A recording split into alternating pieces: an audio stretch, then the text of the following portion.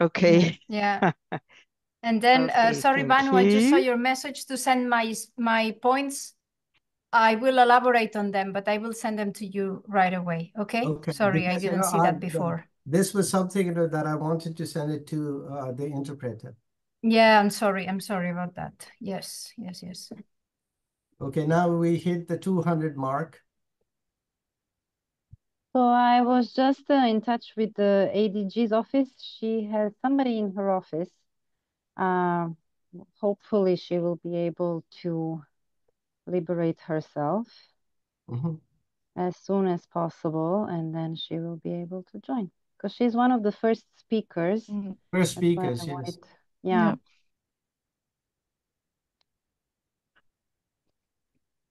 Yeah, perhaps we'll have to tell her that, there are 200, about 20 people waiting to hear Waiting for from her. her. Right. Yeah.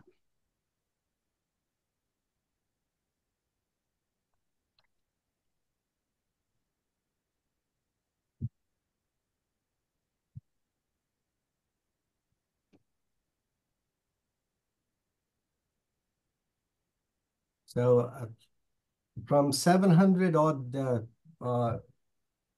those who registered, it looks like about a third of them will join. It's usually how it is. Yeah, I was going to say, it's not unusual. Yeah. Hi, Ariana. Can you hear us? Yes, I can. Hello, everyone. I'm struggling with my camera in this moment, but yes, I can hear you very well. I hope you can hear me too. Yeah, there is a little bit of echo. If you can. Oh, yes. Okay, we can see you as well. Amazing. Okay, great. Thank you. And our ADG is connecting now, so. Hi, Ariana. Hello.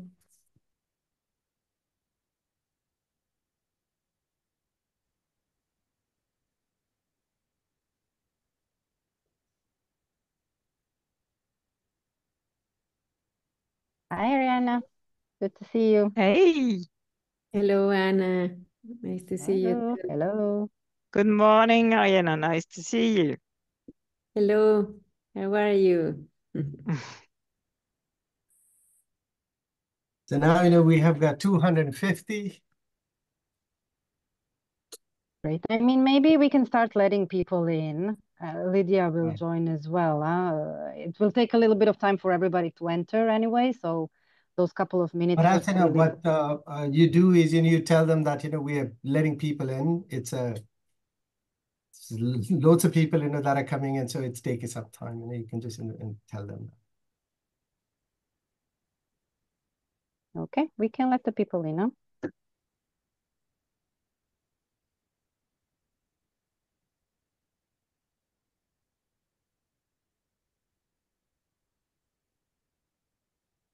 And the technician do it, or I have to do it? We can do it one in a shot. I just check a couple of seconds. Ariana, if you can please just say some few words in order to check about the audio, your microphone, please. Yes, of course. Can you hear me well? I can hear you very well. There is a little bit of echo, is especially for the interpreters to get your voice well. So if you can just. Okay, I will try to use headphones and just. Yeah, if you can, it will be amazing. Thank you. Thank Okay. you so much. Thank you. No problem. Yeah, for me, the sound is Amazing. clear. It's okay. For you it's clear? Yeah, Okay. for this. Okay, it's clear. No need. Yeah. Thank you. Thank you so much. And Lydia, Just Thank you, Ariana. speak loudly, because there is a little bit of we lose a little bit of the end of sentences. Okay, I will do that. Perhaps Thank you, Ariana. I will speak in Spanish, by the way. Excellent. Yeah, of course. So Thank I you. admit everybody. David? Yes, I'm here. Sorry, Lydia is sorry here. that I'm Everything late. is good. Sorry. It's okay. We wait? Okay. Right on time. Yeah. Here we are. Amazing.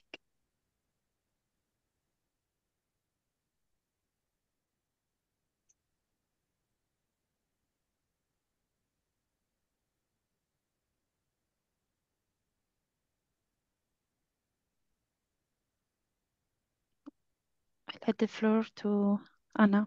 Yes, thank you so much. Hello, everyone. Thank you for joining. We have a lot of... Bonjour à tous. Merci d'être présents. Nous sommes très nombreux. De nouveaux participants vont nous rejoindre. Nous allons attendre quelques instants pour que tout le monde puisse entrer dans la salle de réunion. Nous avons 300 personnes qui sont déjà en ligne. C'est un chiffre très impressionnant. Bonjour à tous ou bonsoir. Nous sommes ravis donc de vous compter parmi nous. Nous avons des chiffres qui deviennent stables. Une fois de plus, merci beaucoup pour votre participation. Et avant de commencer, j'aimerais vous donner quelques informations d'entendance. Nous sommes très nombreux, donc si vous n'utilisez pas, si vous n'êtes pas en train de prendre la parole, merci d'éteindre votre micro et votre vidéo.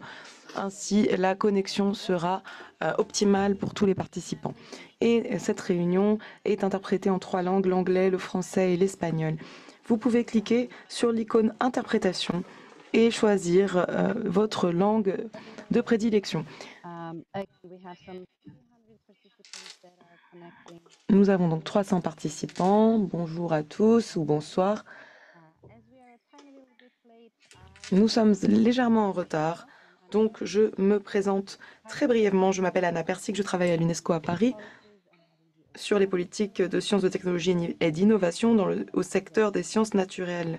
Je suis ravie de vous compter parmi nous et nous sommes ici pour cet événement afin de vous annoncer officiellement le lancement de l'Alliance Diamond Open Access. Nous allons présenter ses objectifs, sa mission et les parties prenantes qui vont y contribuer. Le nombre de participants témoigne de l'importance de cette question et sans plus tarder, nous allons donc entendre M. Taoufik Jelassi, le sous-directeur général pour la communication et l'information à l'UNESCO. Il va faire quelques remarques d'ouverture. Dr Jelassi, vous avez la parole. Merci beaucoup. Excellences, chers collègues, Madame l'ADG pour la science, Madame Lydia Arthur-Brito, Mesdames et Messieurs. Aujourd'hui, nous faisons un pas significatif dans notre mission commune qui consiste à démocratiser le savoir et à rendre la recherche universitaire plus accessible pour tous. Grâce au lancement de l'Alliance mondiale pour Diamond Open Access, le libre accès diamant, nous adoptons un modèle qui permet d'éliminer les barrières financières pour les auteurs et les lecteurs. Dans notre monde, la diffusion du savoir ne devrait pas être restreinte par le statut économique. Et Diamond Open Access permet de rendre la recherche de haute qualité et examinée par les pairs disponible à tous et partout. Cette initiative incarne les principes d'inclusivité et d'équité. Cela permet d'autonomiser les chercheurs du monde entier afin qu'ils puissent contribuer à la connaissance collective mondiale et y participer et en bénéficier. Le savoir universitaire était autrefois réservé à un petit nombre, mais de plus en plus, l'éducation et l'alphabétisation se sont répandues. Ce qui était autrefois donc réservé à une élite est maintenant à portée du grand public. Mais nous avons encore un long chemin à parcourir pour assurer l'éducation pour tous. Aujourd'hui, les jeunes demandent à juste titre que leur droit à l'éducation soit respecté et ils souhaitent qu'on leur ouvre des portes qui leur sont longtemps restées closes. Aujourd'hui, notre parcours arrive à son apogée. Le savoir, qui était autrefois un produit rare, est maintenant un trésor partagé. Et dans notre monde interconnecté, l'information circule de manière libre et elle est disponible pour tous.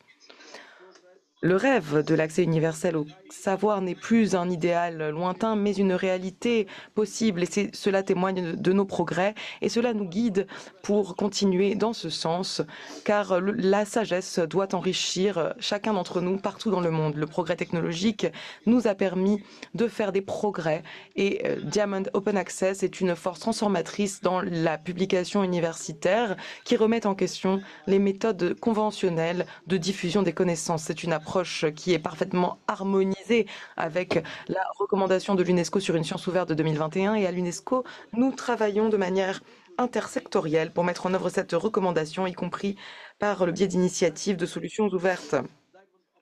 L'année dernière, le premier sommet mondial de libre accès diamant a eu lieu à Toluca au Mexico, et c'est là qu'on a appris que l'accès libre aux connaissances permet d'accélérer le progrès scientifique et d'encourager l'exploration.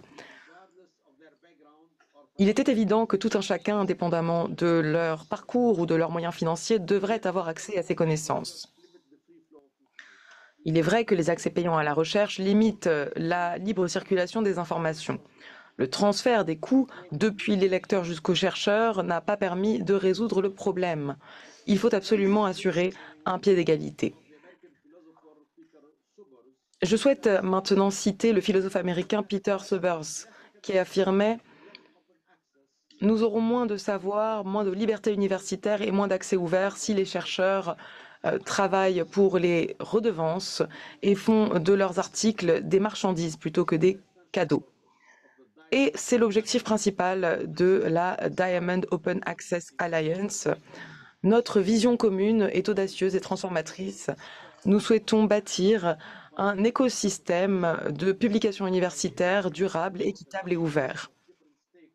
Nous allons mobiliser le soutien et l'expertise de toute une série de parties prenantes et c'est ainsi que nous pourrons maintenir les normes exigeantes de la publication universitaire sans pour autant imposer des frais aux auteurs et aux lecteurs. Cette alliance mondiale encouragera une coopération et une innovation à l'échelle mondiale, mais cela permettra aussi de renforcer la recherche, une recherche ouverte, transparente et redevable. Et ensemble, nous bâtissons un avenir où les connaissances circuleront librement. Cela inspirera des découvertes qui définiront le monde pour les générations futures. Nous comptons sur votre participation pour assurer la transparence de ce processus et nous comptons sur vous pour utiliser les canaux de communication ouverts afin que tout un chacun soit informé et impliqué.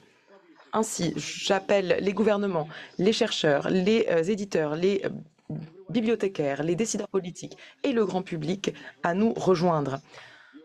Tout le monde doit participer et toutes les voix doivent être entendues. Vos expertises et vos contributions, ainsi que notre engagement commun, seront décisifs pour que cette initiative soit couronnée de succès. Nous devons donner de l'éclat à cette initiative.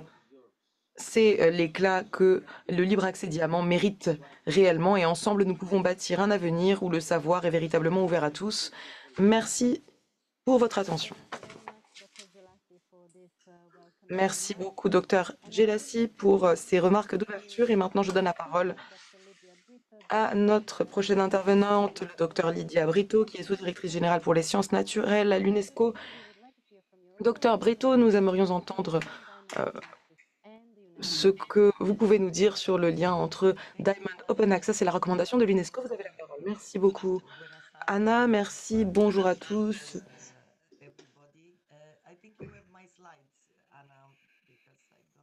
Je vais présenter des diapositives.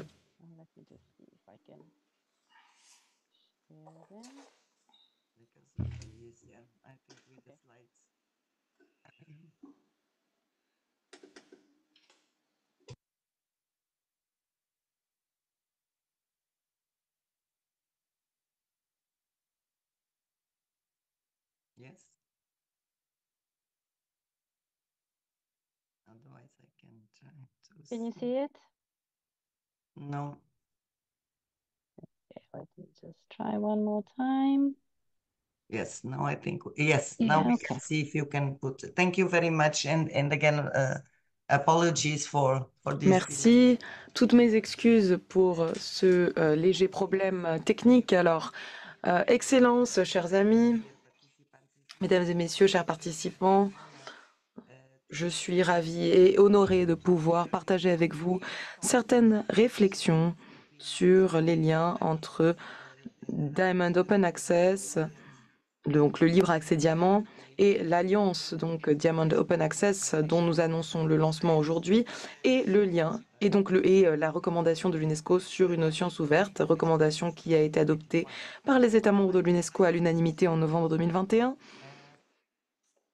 The first thing that I would like to start by talking about it's why open science and why it's so important. Pourquoi la science ouverte est-elle si importante?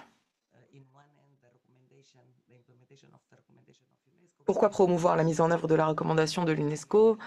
Et pourquoi également promouvoir l'alliance que nous lançons aujourd'hui? Eh bien, mon collègue Taufik l'a dit à juste titre, en fait, la science ouverte est un droit humain, la coproduction aux connaissances, l'accès aux connaissances, l'accès au progrès scientifique est assez bien fait. Eh bien, tout ceci sont des droits humains et c'est un point très important. Ensemble, nous devons absolument faire valoir ces droits, surtout parce que ce droit en particulier a été largement oublié par le passé. On sait qu'on a besoin de sciences et de technologies pour mettre en œuvre les ODD. On sait également qu'on est en retard. L'Assemblée des Nations Unies a annoncé que 2024 amorçait la décennie internationale des sciences au service du développement durable et c'est l'occasion de mobiliser les sciences pour définir une trajectoire de développement durable. Mais à cette fin, nous savons que la science doit changer, la science doit devenir pertinente, ouverte, transparente, et on doit pouvoir l'évaluer. La science doit également être à la base des processus décisionnels des décideurs politiques. Cela permettra donc plus de transparence et la confiance. La confiance en la science est cruciale afin d'assurer le développement durable fondé sur des données probantes scientifiques. On sait aussi que malheureusement,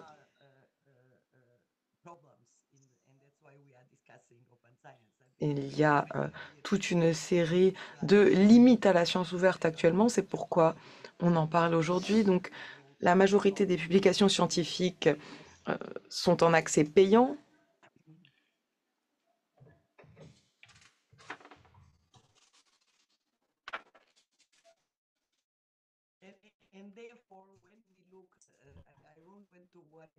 Je vais vous donner un exemple qui me semble assez révélateur.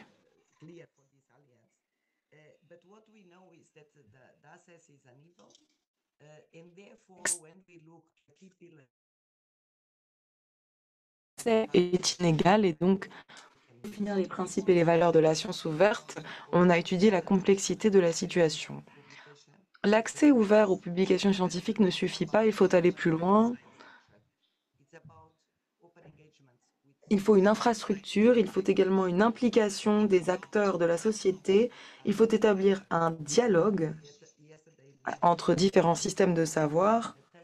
Hier, Taufik et moi-même, nous avons participé à la 13e réunion de l'Organisation mondiale sur les savoirs autochtones la décennie. Nous avons abordé l'importance des langues autochtones afin d'évaluer les connaissances locales et autochtones. Et la disparition de ces langues va causer la disparition des savoirs associés également. La recommandation de l'UNESCO évoque également les liens entre différents systèmes de savoir.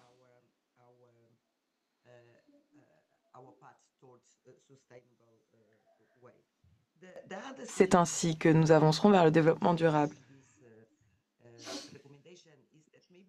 Par ailleurs, cette recommandation propose une définition de la science ouverte et c'est une première. Et les différents piliers sont aussi identifiés. C'est ce qui est essentiel pour que la science réponde à nos attentes. Par ailleurs, il faut souligner le fait que nous devons garantir que les valeurs et les principes que vous voyez à l'écran, inclusivité, diversité, qualité, intégrité, bénéfice collectif, équité et justice, soient véritablement les piliers de cette science ouverte et sur lesquels s'appuient tous les efforts que nous déploierons à l'avenir.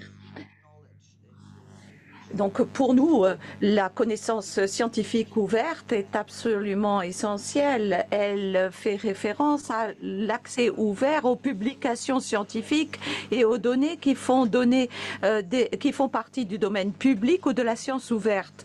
Il s'agit de faire en sorte que nous puissions garantir que tous les acteurs puissent y avoir accès le plus rapidement possible et bien évidemment gratuitement. Et par conséquent, ce que nous devons faire, c'est nous assurer qu'il y ait davantage de publications scientifiques et de données scientifiques qui entrent dans ce cadre le plus rapidement possible, accessible et ce, gratuitement. Diapositive suivante. Ici, il s'agit de parler des publications universitaires. Et là, la recommandation promeut la diversité, l'ouverture, la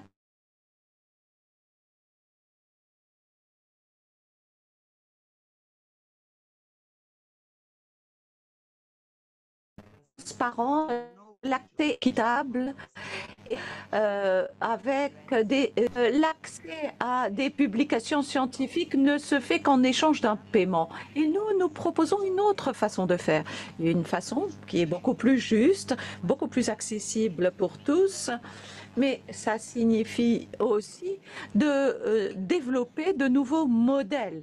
Et d'où les actions que nous proposons, des modèles de publication qui permettent véritablement un accès ouvert et une publication gratuite. Ça, j'en ai déjà parlé, je crois. Donc, voilà où nous en sommes. Aujourd'hui, nous lançons cette initiative. C'est un modèle de communication universitaire qui permette que les résultats des recherches soient disponibles dans des ouvrages, dans des publications, à travers des plateformes ou des inventaires, des bibliothèques qui soient gratuites pour les auteurs. Pour les lecteurs. Et c'est ce qui est contenu dans la recommandation sur la science de l'UNESCO, aussi l'UNESCO, à savoir l'accès ouvert à la connaissance et en particulier à la connaissance scientifique qui sont fondamentaux. Alors lorsque l'on regarde les publications qui ont été faites par l'UNESCO l'année dernière, le premier perspective de sciences ouvertes, Outlook comme on dit en anglais, nous voyons que tout ce qui est en gris, c'est ce qui correspond au libre accès à diamant, mais évidemment, cette alliance va nous aider à garantir que la part de ces publications véritablement en accès libre augmente. Or, lorsque l'on regarde les régions, bien sûr, on voit qu'il y a des différences entre régions. Et ça aussi, il faut s'y attaquer, parce que les inégalités que nous constatons dans l'accès à la connaissance, nous le constatons entre les pays, certes, mais aussi au sein des régions et aussi au sein même d'un même pays. Et il s'agit donc de réduire ces inégalités à toutes ces échelles.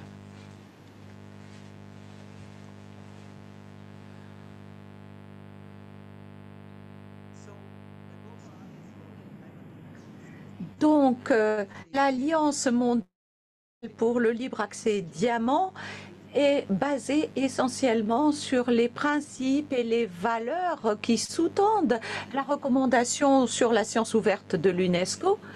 Et donc, la mission de cette alliance, c'est d'installer la science en tant que bien commun mondial et l'accès à la science comme un droit humain comme un droit.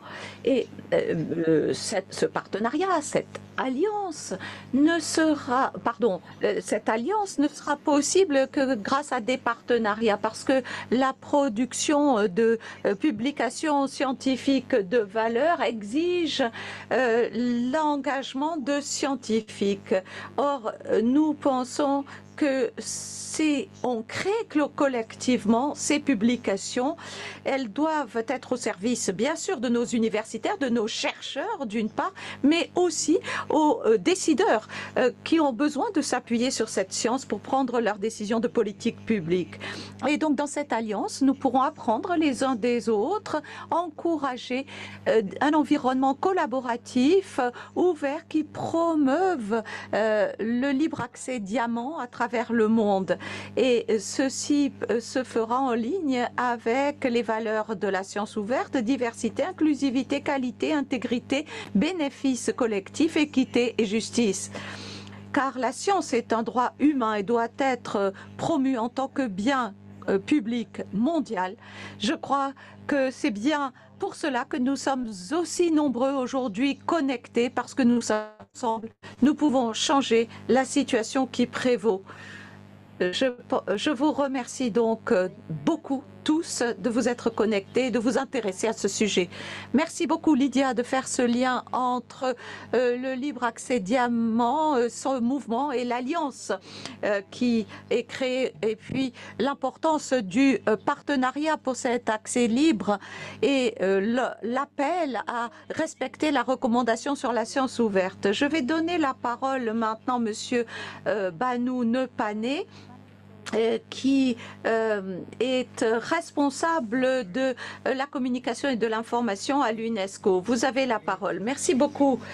Mesdames et messieurs les ADG, dans ce paysage en pleine évolution de la communication scientifique et universitaire, le libre accès diamant est véritablement la voie vers la transformation, la transparence, l'inclusivité, l'accessibilité des recherches scientifiques méritent cette approche avec des publications sans frais de publication ou d'abonnement. En tant que communiqué, l'Alliance mondiale vise à rassembler les communautés et les modèles de communication universitaire qui amènent la communauté universitaire à publier ou à lire gratuitement. L'alliance proposée est un concept nouveau qui remplacera les formats de publication, les plateformes et les différentes archives pour les réunir au sein de ce diamant. Parce que la science, en fait, est un bien commun mondial.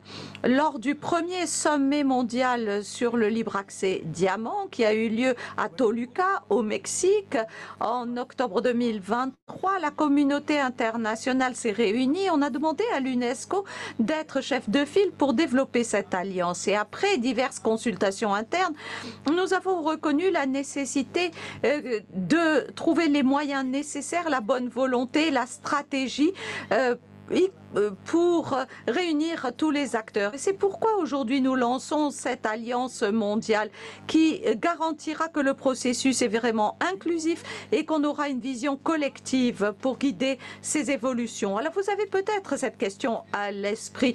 Pourquoi est-ce que l'UNESCO facilite cette alliance? Pourquoi? Parce qu'elle est alignée sur les valeurs et principes soulignés dans la recommandation de l'UNESCO sur la science ouverte qui date de 2021. Et surtout, l'UNESCO pense que le modèle diamant incarne bien les valeurs de qualité, intégrité, bénéfice collectif, équité, justice et diversité, ainsi que l'inclusivité, et qu'elle est au service des principes de transparence, d'égalité, d'opportunité, de collaboration inclusive et de durabilité.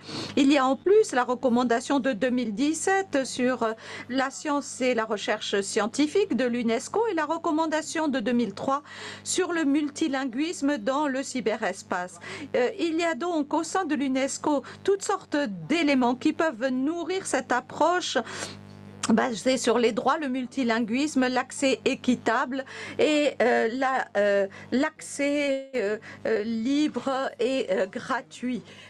Nous voyons que notre approche est appuyée par de nombreux acteurs car elle se base sur les meilleures pratiques qui existent depuis les publications en libre accès diamant telles que les plateformes ou les communautés entre pairs au système d'examen de revues et de publications en accès libre. Et puis il y a tous ces acteurs qui se sont battus depuis des années pour cette cause, les centres de renforcement des capacités institutionnelles, disciplinaires, nationaux. Alors, je ne peux pas épuiser la liste de tous ceux qui ont agi, mais en fait, j'espère recevoir des orientations collectives de Redalic America ou de African Journals Online. Nous avons reçu aussi des soutiens de différentes organisations au niveau mondial, telles que Public Knowledge Project, Spark et IFLA.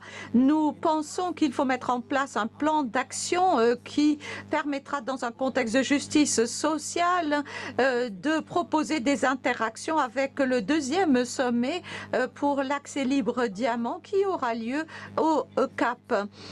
Cette alliance proposera un calendrier pour les prochaines étapes pour prendre des initiatives ensemble. C'est impératif et nous vous invitons à nous rejoindre pour ce faire. D'abord, nous avons besoin que vous fassiez entendre votre voix pour incarner cette vision, cette mission, ces valeurs du libre accès diamant entre organisations internationales, acteurs, fondations, gouvernements, pour créer des synergies et des effets de levier. Deuxièmement, nous avons besoin de votre expertise pour explorer l'interopérabilité technologique des outils et plateformes, pour faciliter les échanges de services. Rejoignez-nous pour promouvoir les normes techniques communes, partager les meilleures pratiques. Ensemble, nous pourrons permettre des publications en accès libre, diamant, de haute qualité, tout en encourageant l'équité, la diversité et la solidarité entre les régions. Troisièmement,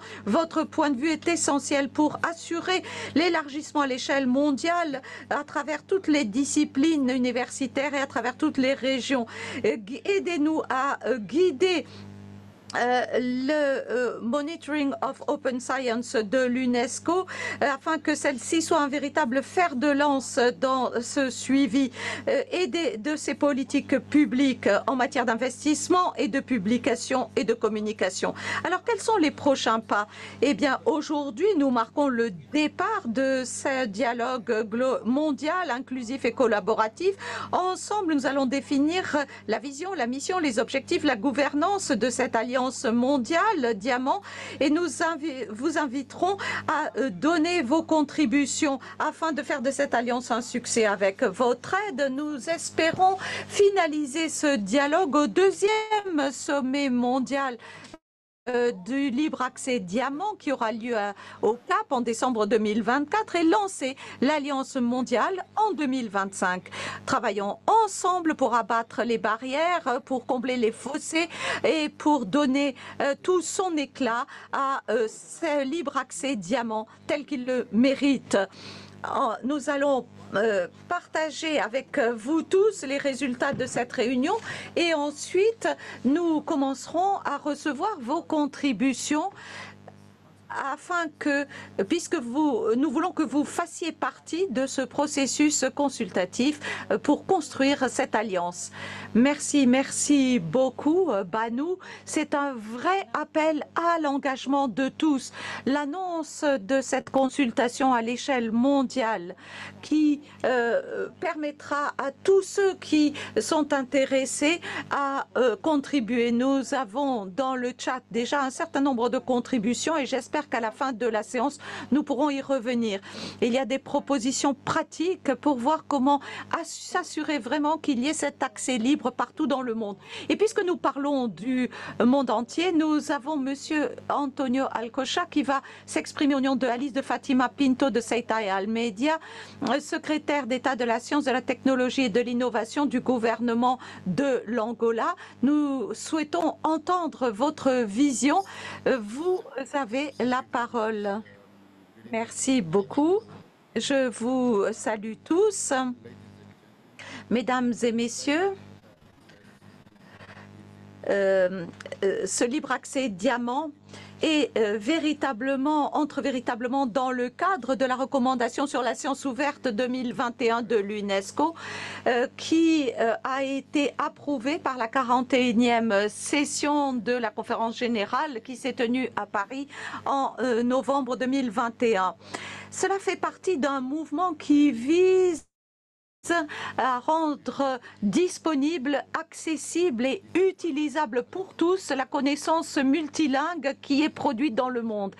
Ces avancées permettent des collaborations scientifiques accrues, un meilleur partage d'informations au bénéfice de la science et de la société qui ouvre un processus de création, d'évaluation et de communication des connaissances scientifiques auprès des acteurs de la société, c'est-à-dire au-delà de la communauté scientifique, s'assurant ainsi que les résultats de la recherche sont véritablement accessibles gratuitement en éliminant les barrières financières, que ce soit pour les auteurs ou les lecteurs. Le Angola, à travers le ministère de l'enseignement supérieur, de la science, de la technologie et de l'innovation, a toujours exprimé son soutien pour la promotion de l'accès libre à l'information scientifique pour l'Angola, et ce, dans le droit fil des efforts de l'UNESCO pour promouvoir la science ouverte dans un contexte de plus en plus mondialisé.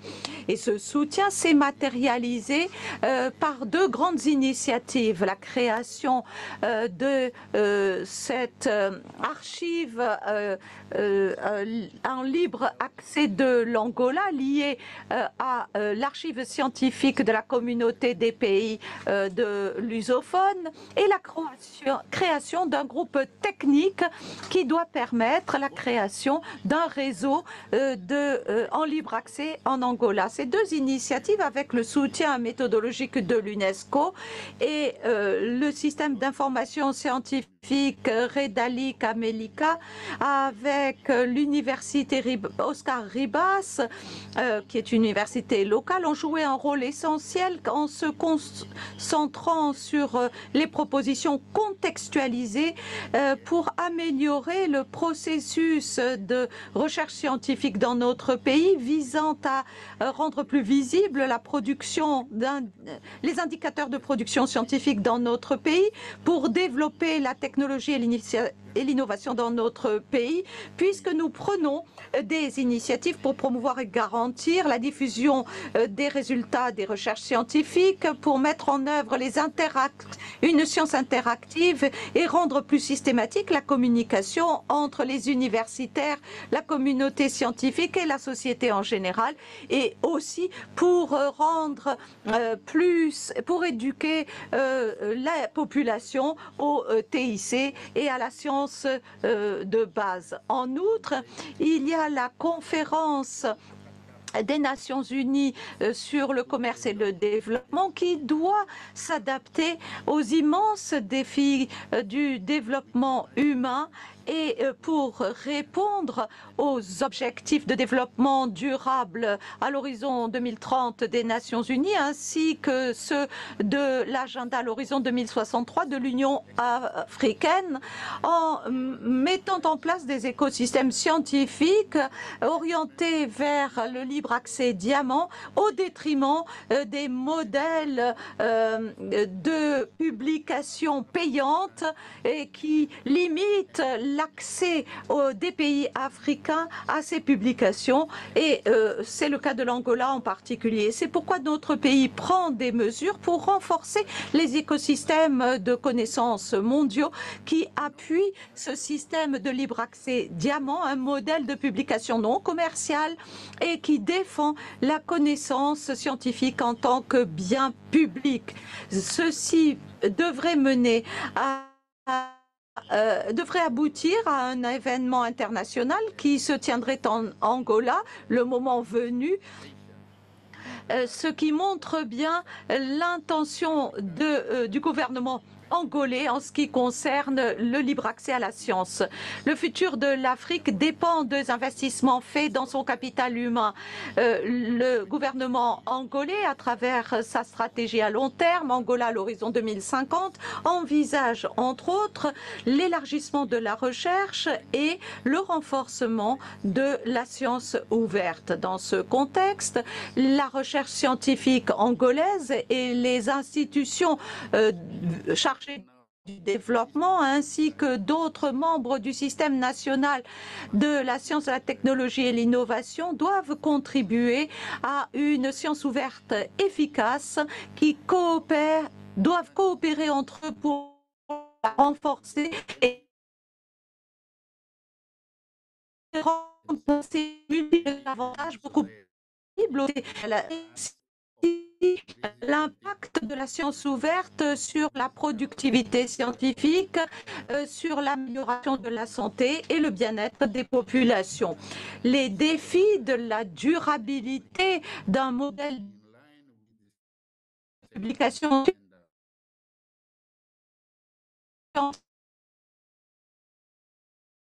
qui soit aligné sur l'agenda scientifique des institutions dans sa recherche et ainsi que ces organisations à but non lucratif devraient appuyer ce lancement de l'Alliance mondiale de l'UNESCO et la création d'un mécanisme de coordination pour faire avancer l'agenda mondial pour le libre accès diamant. Je vous remercie. Merci beaucoup. Et nous remercions chaleureusement l'Angola pour son soutien et son intérêt. Nous serons ravis d'entendre vos expériences également en matière de diffusion de savoir scientifique et d'accès aux connaissances. Et maintenant, j'ai le plaisir de donner la parole à Madame Martine Garnier-Rizet, qui va s'exprimer au nom du président de l'Agence nationale de la recherche française. Martine, vous avez la parole.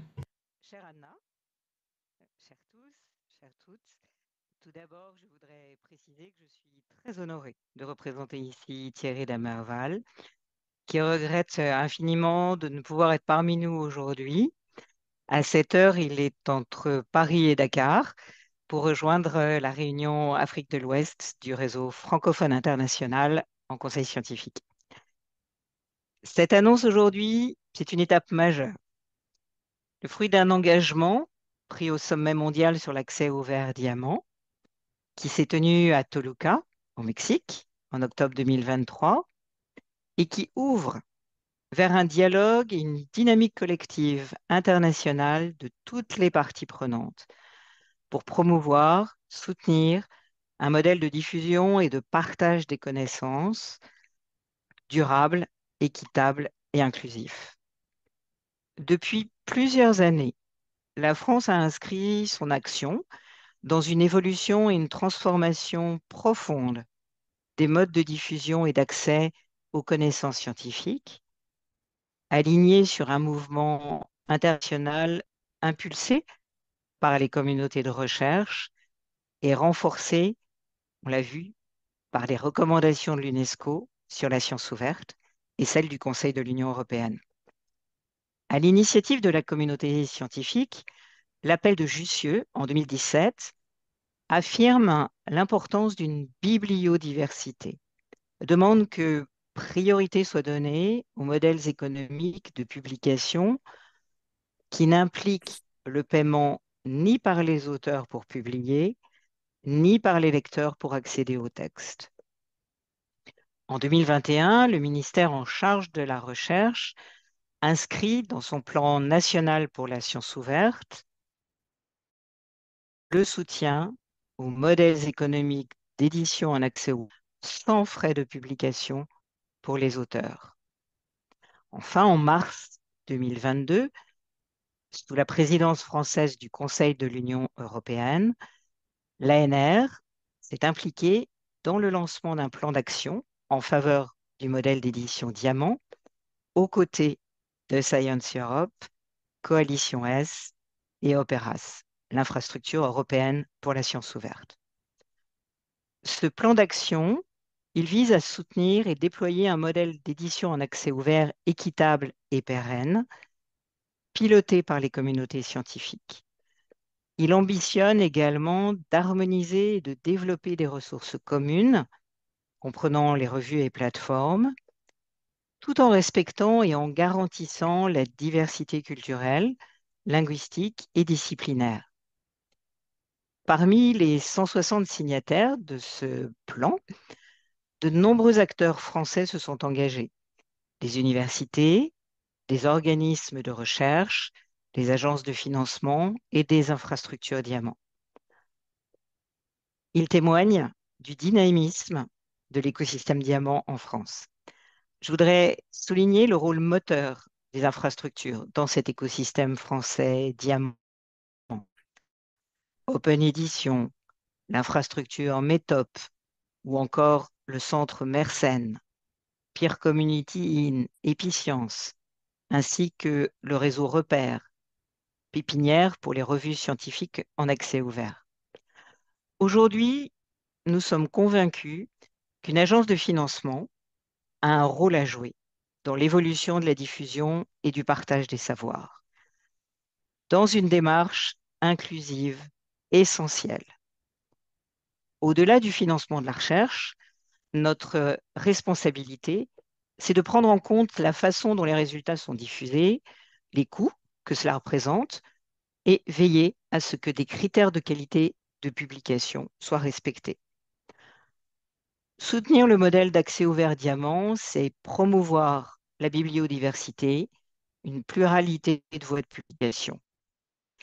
C'est aussi encourager et faciliter le multilinguisme en sciences. Soutenir le modèle diamant, c'est renforcer la visibilité des journaux et plateformes éditoriales pilotées par les communautés de chercheurs et de chercheuses. C'est pourquoi l'ANR a choisi de contribuer en 2022 au Fonds national pour la science ouverte à hauteur de 850 000 € pour le soutien à des initiatives diamants. C'est pourquoi l'ANR a souhaité soutenir à hauteur de 250 000 € la création du Capacity Hub européen, ce nœud de compétences et de services pour le modèle diamant, qui sera décliné sur chacun des continents ou régions et sera opéré par Opéras pour l'Europe. Il est essentiel que les acteurs de la recherche, agences de financement, établissements et organismes soutiennent le développement de ce hub, comme l'a déjà annoncé le CNRS à Toluca.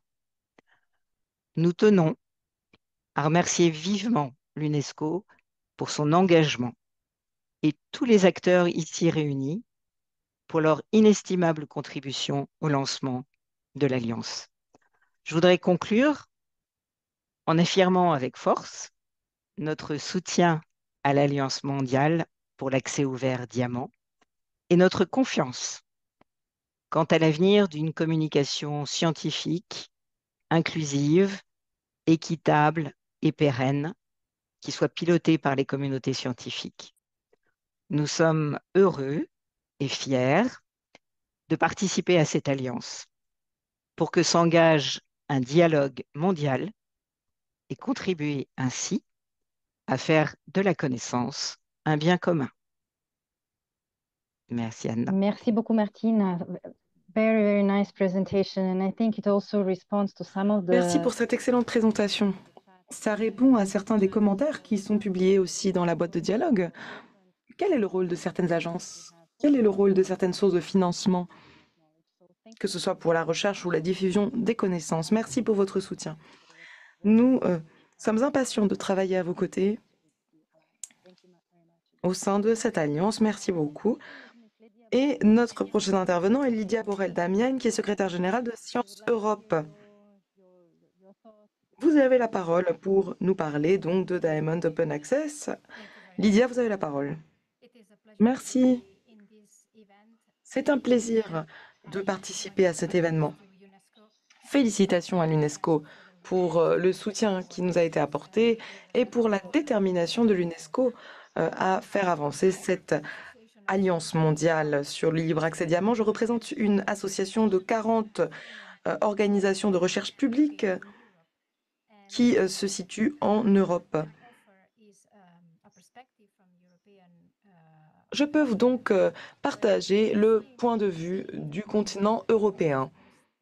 Au cours des dernières années, et de la dernière décennie notamment, on a assisté à une évolution, que ce soit en termes d'agences de financement et d'exécution de la recherche, mais aussi au niveau des gouvernements. En effet, on soutient de plus en plus les modèles de publication académique à but non lucratif. Nous savons bien que les universités et les organisations de financement, les agences scientifiques, les bibliothèques, les centres de recherche, les chercheurs eux-mêmes sont des partenaires indispensables pour mettre en place des réformes visant à promouvoir un accès plus équitable aux publications de recherche et aux données de recherche. Les organisations de recherche publiques sont de plus en plus ambitieuses et c'est une bonne chose. En effet, elles cherchent à définir des objectifs à court terme et à long terme afin de favoriser un accès ouvert. Et on peut faire référence à des publications précédentes de 2013 et de 2015 de Science Europe, et puis plus récemment, la plateforme de l'Union européenne qui était opérationnelle de 2016 à 2020 et qui portait sur la science ouverte, a émis des recommandations afin de renforcer l'accès libre et la science ouverte de manière générale. Puis, nous avons approfondi cette initiative. Nous avons élaboré un plan d'action, comme ma collègue Martine l'a dit. Les membres de la coalition ESC en 2018 ont également adopté de nouvelles politiques pour l'accès libre. Et maintenant, nous avançons. Nous nous rapprochons de modèles équitables de publication universitaire. L'information sera ainsi libre d'accès pour les auteurs et pour les lecteurs. En Europe, au niveau des gouvernements, une avancée significative a eu lieu. Le Conseil de l'Union européenne a émis des conclusions en 2022 et 2023. Et dans ces conclusions, il était dit que le développement de modèles à but non lucratif de publication universitaire et le développement simultané de nouveaux modes d'évaluation de la recherche étaient bienvenus. Ainsi,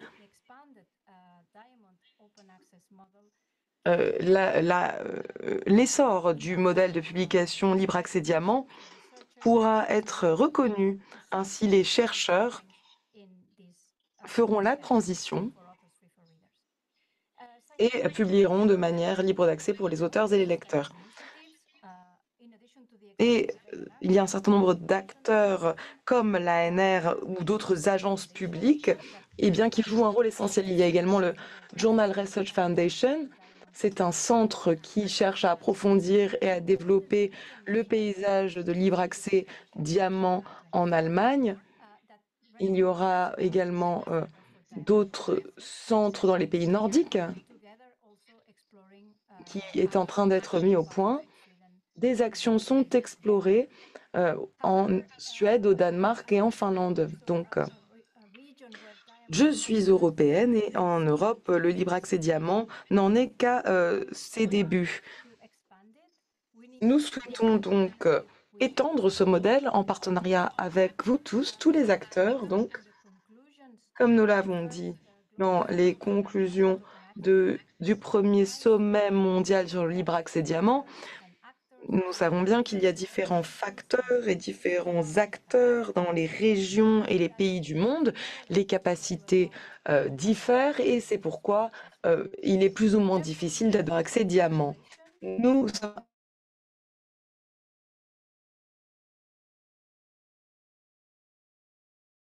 impatients de coopérer, à intéresser et de ce soit pérenne. Ce modèle pourra ainsi être maintenu et nous pourrons adopter les politiques nécessaires afin de renforcer le libre accès diamant. Ce modèle, en plus d'être libre d'accès pour les auteurs et les lecteurs, et qui est donc un modèle équitable, eh bien, en plus de ça, c'est un modèle qui se conforme à des exigences extrêmement strictes en termes de qualité de publication scientifique. Et par ailleurs, c'est un modèle qui promeut également le multilinguisme dans la science. Merci. Merci beaucoup, Lydia, pour ces aimables paroles et pour ces réflexions qui portent sur l'Europe et sur les dernières avancées dans ce domaine. Et maintenant, je suis ravie de donner la parole à Ariana Becerril Garcia, qui va partager l'expérience de Redalic Amelica en Amérique latine. Ariana, vous avez la parole. Merci beaucoup, Anna. Merci à l'UNESCO pour cette invitation. Tout d'abord, j'aimerais souligner l'importance du libre accès diamant à l'échelle mondiale. Le soutien de l'UNESCO a été déterminant, et surtout depuis la publication en 2021 de la recommandation sur une science ouverte. Cette recommandation a fait l'objet d'un consensus international, consensus inédit, et cette recommandation propose de manière explicite de soutenir les modèles de publication collaboratifs à but non lucratif sans frais de publication d'articles ou de livres.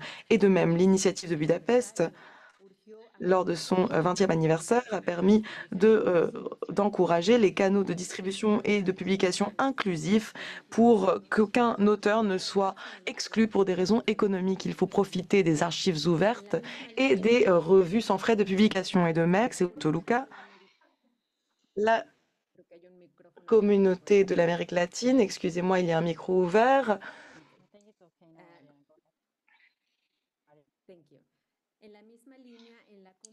Merci. Donc, lors du sommet de Toluca, la communauté latino-américaine s'est prononcée dans le cadre du manifeste pour la science comme bien public mondial. Cela favorise l'accès ouvert et non commercial. Et ce manifeste a été signé par plus de 12 000 organisations et individus de 64 pays. Et un appel a été fait pour la durabilité et la reconnaissance des journaux publics sans frais de publication et pour les archives ouvertes. C'était l'occasion d'accroître la visibilité du travail d'édition et de communication scientifique qui prévaut déjà en Amérique latine. C'est une tradition qui s'inspire d'un intérêt légitime consistant à diffuser les recherches. Et ce modèle est basé sur les nécessités et les limites de nos ressources économiques. C'est un écosystème latino-américain qui ne repose pas sur des transactions commerciales et qui est donc à but non lucratif. 3 piliers définissent ce modèle. D'abord, collaboration horizontale entre gouvernement, universitaires et société. Deuxièmement, responsabilité assumée par les organisations universitaires. Troisièmement, durabilité grâce aux fonds publics. C'est pourquoi ce mouvement d'accès libre en tant que tel était la seule manière que nous... était le seul modèle que nous connaissions, mais nous ne l'appelions pas accès libre en tant que tel à l'époque. C'est une alternative au modèle commercial. Et le libre accès diamant, donc en Amérique latine, est le modèle par défaut. Nous avons l'intention de le préserver et de le renforcer. Et néanmoins, nous avons assisté à un événement historique lorsque nous n'avons pas pu avoir accès aux sciences produites dans d'autres régions, et ce en raison d'accès payant et en raison d'une autre forme d'exclusion, à savoir les frais de publication qui ont donc émergé récemment. C'est pourquoi il faut absolument que le libre accès diamant soit accepté, soutenu et reconnu dans toutes les régions du monde. Ainsi, les connaissances seront transmises à tous. C'est ainsi que la science pourra exploiter son plein potentiel et que la science pourra atteindre son objectif essentiel, le développement équitable, humain, durable. Et à présent, j'aimerais vous parler du libre accès diamant qui est mature dans notre région, qui est stable et qui est structurel. Et nous avons obtenu des résultats prouvés qui permettent de contribuer à la recherche scientifique mondiale. Il s'agit d'un écosystème qui est menacé par les politiques du prestige scientifique, éloigné des principes fondamentaux de la science par les publications payantes et par le manque aussi de ressources financières. Il faut des fonds qui soutiennent la publication des libres accès diamants parce que face au système commercial, elle ne pourra pas survivre. Nous avons des milliers de revues scientifiques, des milliers d'éditeurs de revues, d'infrastructures, de plateformes qui existent au niveau régional, national et institutionnel, des archives, des réseaux d'institutions politiques qui sont restés en dehors du secteur commercial et qui ne sont pas régis par le marché.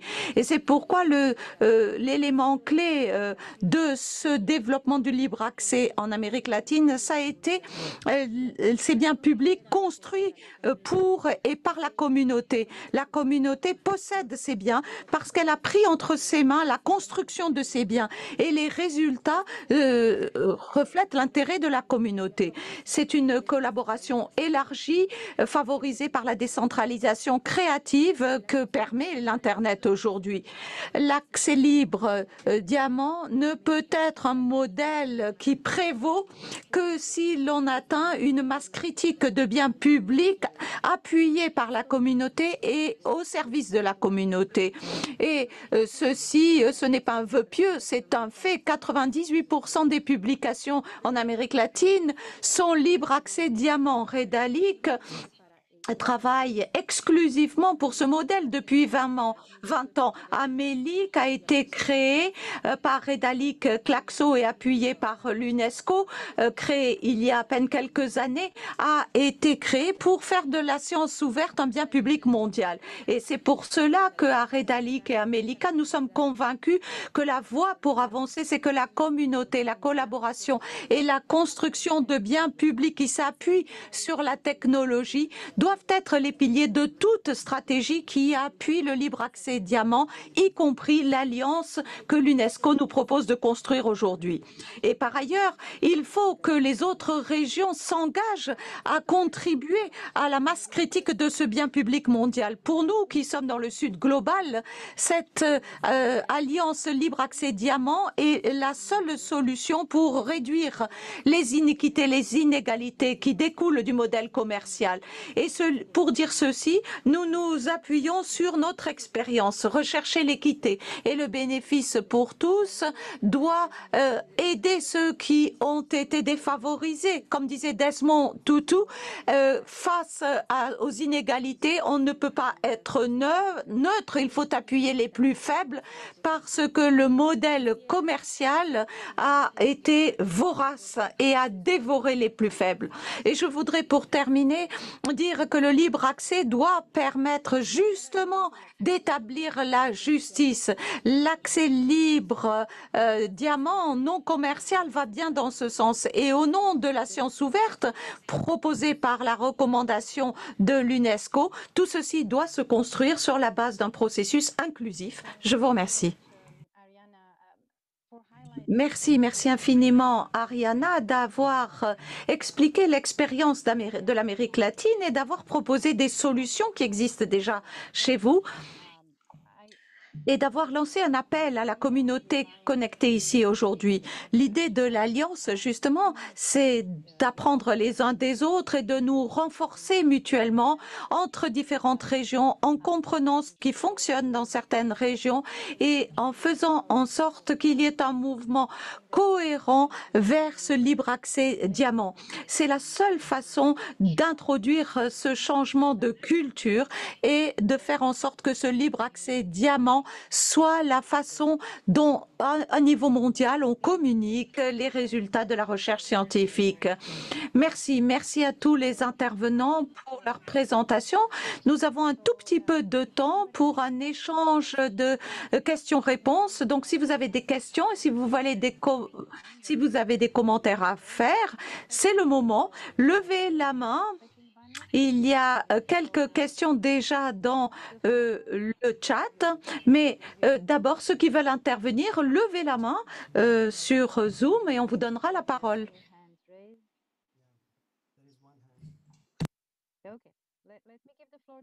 Je donne la parole à Sunax. Nox, pardon. Je ne peux pas allumer ma caméra, c'est dommage pour les interprètes. Voulez-vous vous présenter, s'il vous plaît? Pour ceux qui ne vous connaissent pas, je suis Nox Chunu. Je suis à la Fondation nationale de la recherche d'Afrique du Sud et à la tête de la plateforme pour le libre accès diamant en Afrique du Sud. Pour moi, le libre accès diamant, c'est la solution. Comme l'a dit Ariana, surtout pour le Sud global. C'est important parce que ça offre une voie pour les chercheurs d'abord d'apporter leur contribution et aussi pour les institutions d'avoir accès aux résultats de la recherche qui est faite ailleurs. Et puis il y a quelque chose de plus important. Ça offre la voie pour atteindre l'équité où la recherche régionale ne peut pas être concurrentielle sur le plan mondial parce que dans le Nord, on est exclu du Nord parce que à cause du type de recherche que nous menons. Et puis par ailleurs, il faut promouvoir les langues régionales et le multilinguisme. J'avais quelques réticences face à une alliance sans avoir des discussions avec la communauté locale pour savoir ce que ça signifie cette alliance. Est-ce qu'on a besoin de cette alliance?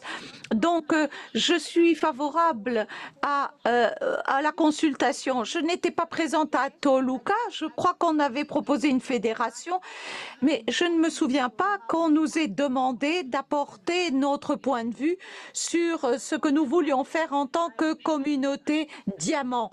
Et je ne suis pas sûre que nous ayons tous proposé cette alliance. Mais peut-être que j'ai raté quelque chose au passage.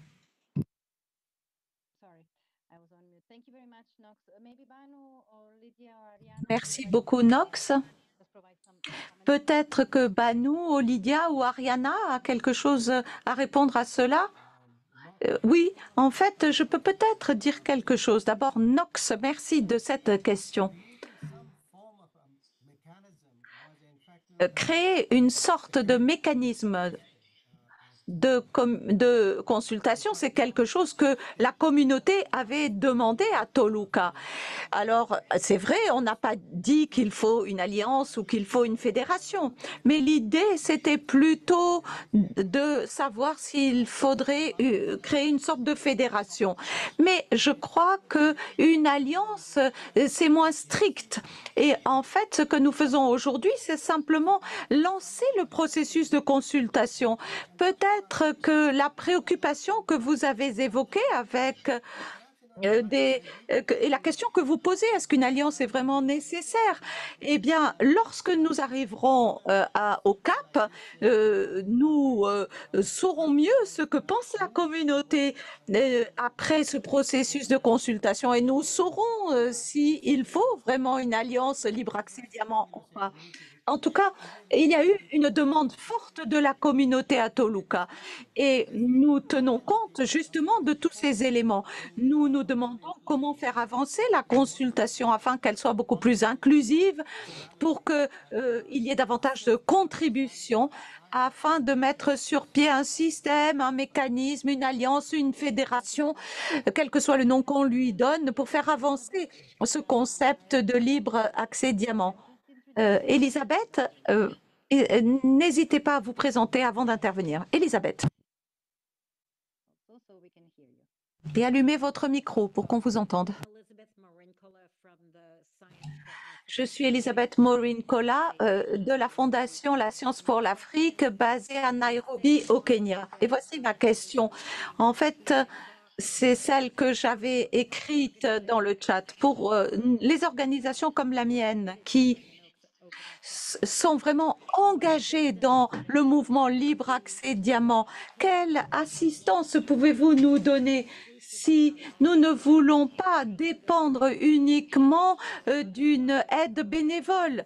Est-ce que l'UNESCO ou d'autres coalitions peuvent donner des financements, peuvent donner des bourses, des dons pour aider des organisations comme la nôtre pour payer le coût des publications, pour que justement nous puissions faire de nos publications libre accès hors des publications libre accès diamant, c'est-à-dire entièrement gratuites. Merci beaucoup. Je vais donner la parole à Megan pour qu'elle pose sa question et puis ensuite je me tournerai vers nos panélistes. Merci. Je suis du Conseil international des sciences et ma question est la suivante. Qu'attendez-vous des gens qui vont rejoindre cette alliance concrètement? Qu'allez-vous faire au cours des 12 ou 24 prochains mois? Quel type d'engagement cherchez-vous? Est-ce que vous voulez une alliance qui soit la plus large possible pour ceux d'entre nous comme le Conseil international des sciences qui sommes déjà connectés à notre réseau? Est-ce que vous voulez que nous amenions tout le réseau? Quel est le type d'engagement que vous attendez à long terme de notre part? Merci, merci beaucoup. Les deux questions, je crois, se rejoignent. Alors, Banu ou les autres, est-ce que vous voulez intervenir à propos de l'objectif, de la portée de l'Alliance, de ces missions? Si vous me le permettez, je serai très bref sur ce point. Ce que nous voulons faire à partir d'aujourd'hui, c'est vous savez, Toluca, c'était le jour de départ, l'étape 0. Aujourd'hui, c'est l'étape 1. Donc, nous allons préparer un document et la préparation de ce document sera très inclusive. Je vais partager avec les autres participants une adresse de courriel où vous pourrez envoyer toutes vos questions, préoccupations, vos commentaires et l'idée c'est de reprendre tous ces points de vue et d'en faire un document. Nous allons organiser une consultation. Il y aura donc des réunions qui permettront, à plus petite échelle, qui permettront de s'exprimer davantage et de donner son point de vue. Et ce processus, nous voulons qu'il soit le plus transparent possible. En ce qui concerne l'engagement, écoutez, nous avons tout simplement besoin de votre soutien, de votre participation, de votre collaboration. Combien de temps ça prendra?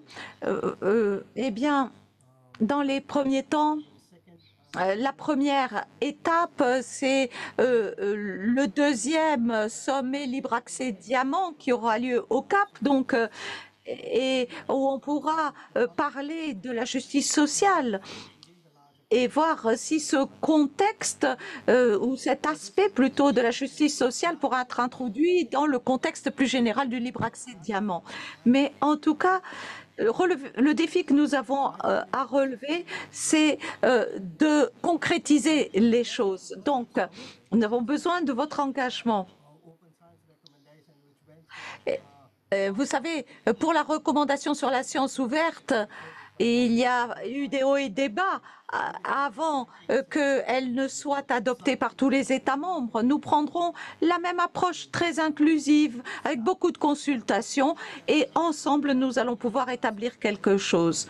Par ailleurs, est-ce que nous aurons des soutiens, des ressources à vous apporter? Eh bien, nous y travaillons. Mais dans le droit fil de Toluca, nous avons déjà déployé des efforts pour voir comment demander aux États membres et aux bailleurs de fonds en général de nous apporter un soutien financier pour permettre des publications gratuites et non commerciales. Merci, merci beaucoup Dimitri. Et ce sera notre dernière question, puisque nous allons ensuite devoir clore la réunion. Dimitri, merci beaucoup. J'aimerais simplement partager mes préoccupations.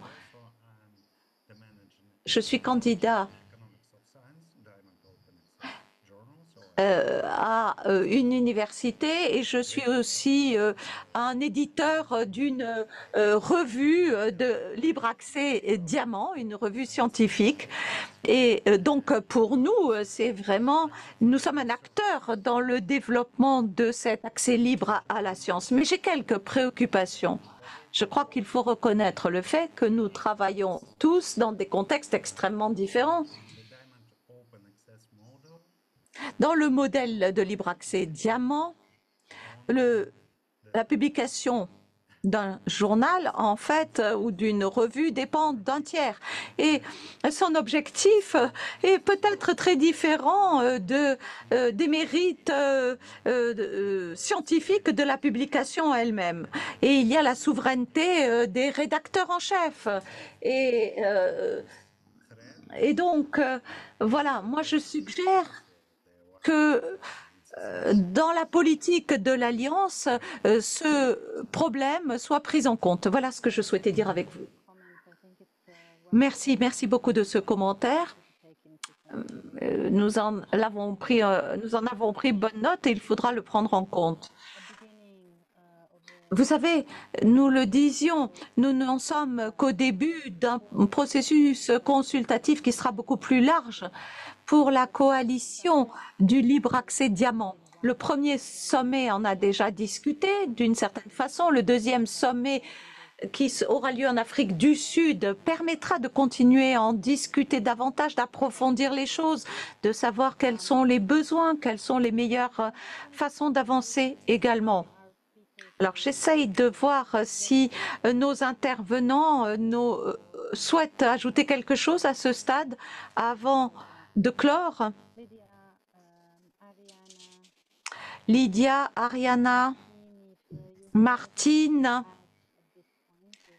si vous avez quelque chose à ajouter, nous vous écoutons.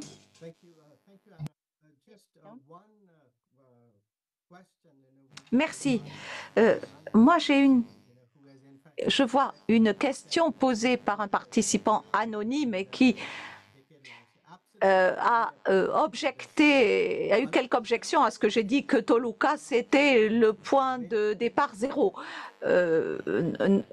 C'est là, en fait, pourquoi est-ce que j'ai dit ça? C'est parce que c'est là que les communautés ont exprimé leur volonté d'avoir un mécanisme qui tienne compte de tous ces contextes très différents. Et pour moi, c'était l'année zéro à cause de ça. Mais c'est vrai que le libre accès à la science, ça remonte à des décennies. Vous avez raison. Et l'Amérique latine l'a bien illustré, puisque c'est depuis la moitié des années 1990 que ce libre accès s'est déployé sur ce continent. Donc voilà, effectivement, correction acceptée. Mais on peut dire que que ces mouvements libre accès ont vu le jour en Amérique latine et ailleurs. Mais revenons à notre mécanisme habituel pour le libre accès et aux 3 piliers sur lesquels il repose habituellement.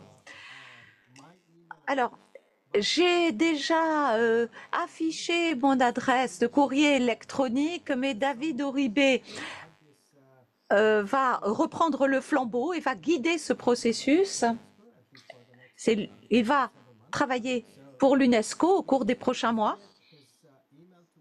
Nous allons aussi donc vous transmettre son courrier électronique et nous verrons où nous pouvons organiser les prochaines consultations dans différentes villes, que ce soit en présentiel ou sous forme de webinaire. Nous vous tiendrons au courant. En tout cas, merci de votre participation et merci beaucoup de votre soutien surtout. Merci beaucoup à tous. Passez une bonne fin de journée, d'après-midi, de soirée. Merci beaucoup.